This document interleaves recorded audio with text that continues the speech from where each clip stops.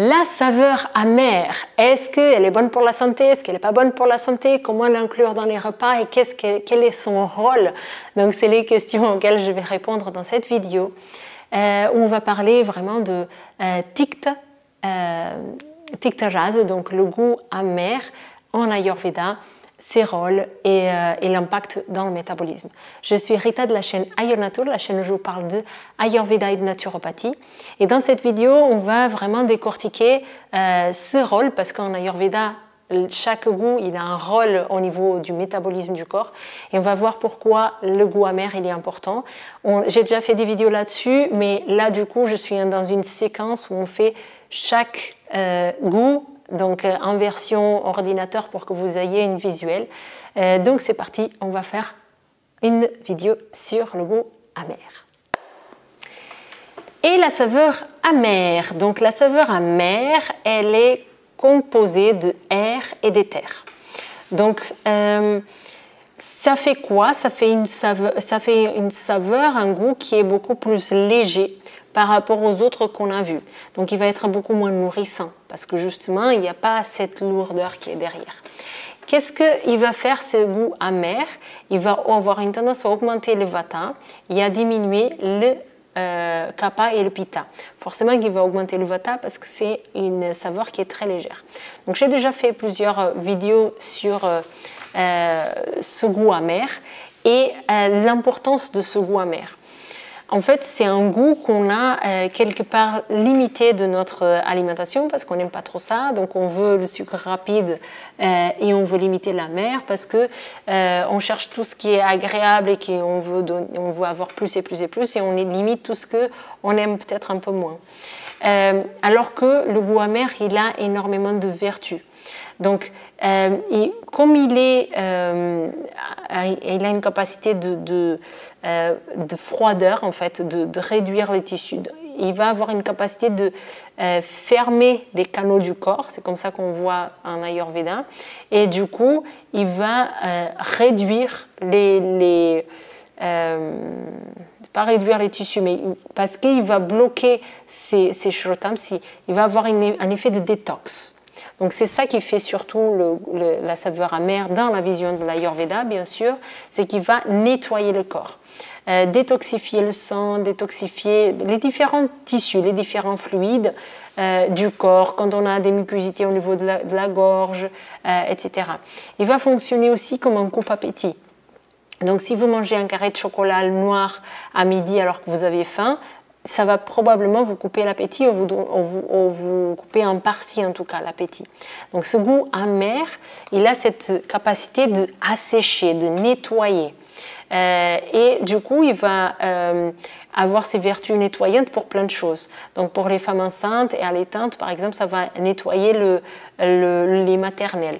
Ça va augmenter la force digestive parce que ça va assécher, ça va fermer ces canaux et du coup, il y a une force digestive qui est augmentée, donc une capacité digestive qui est augmentée, mais pas sur le moment, après coup. Quand on prend la saveur amère, ça va vraiment donner cette sensation de « Ah, j'ai plus d'appétit ».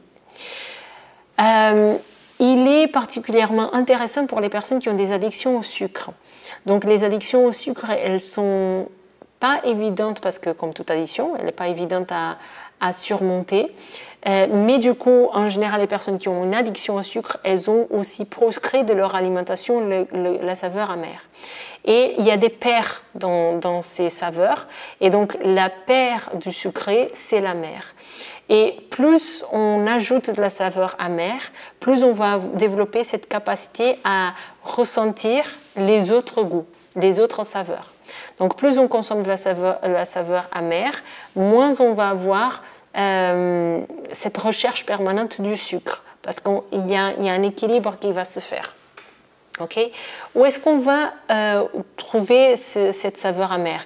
Donc il y a les endives, bien sûr, les choux de Bruxelles, dans les choses qui sont consommées au quotidien, café, thé, chocolat, il y a certaines épices comme le fenugrec, le pissenlit, mais dans beaucoup de salades aussi on va retrouver cette saveur amère. Comment l'introduire? Donc Si vous ne prenez pas du café, je ne vais pas vous dire de commencer à prendre du café maintenant. Ça ne va pas être la bonne chose. Si vous ne consommez pas de chocolat, ce n'est pas le bon moment. Ce n'est pas pour introduire la saveur amère que vous allez introduire du chocolat. Parce qu'à ce moment-là, vous croquez des petites baies de cacao. Et là, c'est vraiment une saveur amère. Normalement, dans le chocolat, on va retrouver aussi sucré, l'amer. Et du coup, c'est un petit peu troqué pour l'organisme aussi. Il ne sait pas trop ce qu'il est en train de manger. C'est quelque chose qui est gras, sucré, amer. Donc, c'est très contradictoire comme aliment, le chocolat qu'on retrouve en grande surface. Mais par contre, d'introduire petit à petit des choux, des salades, des choses comme ça, ça va vous aider à introduire petit à petit cette saveur. Et si on est en hiver, par exemple, l'introduire sous forme d'épices, ça peut être très intéressant. Le pissenlit, quand c'est la saison et qu'on peut le récolter, c'est quelque chose qui est très très bon pour la santé. Je pense que ce sont les Chinois qui disent que tout ce qui est amer, c'est très bon pour le cœur. En naturopathie, la saveur amère, elle est très considérée très salutaire pour tout ce qui est la détox, et donc c'est relié au foie, vésicule biliaire, à la détox du foie et vésicule biliaire, parce que ça va gérer, comme ça assèche, si on voit dans la vision en Ayurveda, comme ça assèche, mais ça va permettre de faire une détox du corps, donc que ce soit à travers le foie, que ce soit voilà, les différents organes qui vont travailler dans cette détox. Au niveau émotionnel, donc Vasant-Lad, il va nous parler d'une certaine légèreté du mental. Donc, on nettoie aussi au niveau du mental. Donc, on enlève tout cet encombrement qu'on puisse avoir. Et un excès, il peut amener un excès de saveur amère, il peut avoir une certaine solitude, une certaine tristesse. Donc, il dit même dans son ouvrage Textbooks of Ayurveda, il dit les émotions amères, elles peuvent nous épuiser. Donc voilà pour la saveur amère. Il y en a plusieurs vidéos déjà sur la saveur amère, mais ça c'était une vision un peu plus technique, un peu plus peut-être approfondie, plus pour les personnes qui veulent s'approfondir plus fortement en Ayurveda. Et merci beaucoup pour votre écoute. J'espère que cette vidéo vous a plu. Encore une fois, donc, je pense que la saveur amère, elle est intéressante, surtout parce qu'on a une tendance beaucoup à l'exclure de notre quotidien. Donc dites-moi si ça a été utile pour vous. Est-ce que vous voyez comment l'intégrer?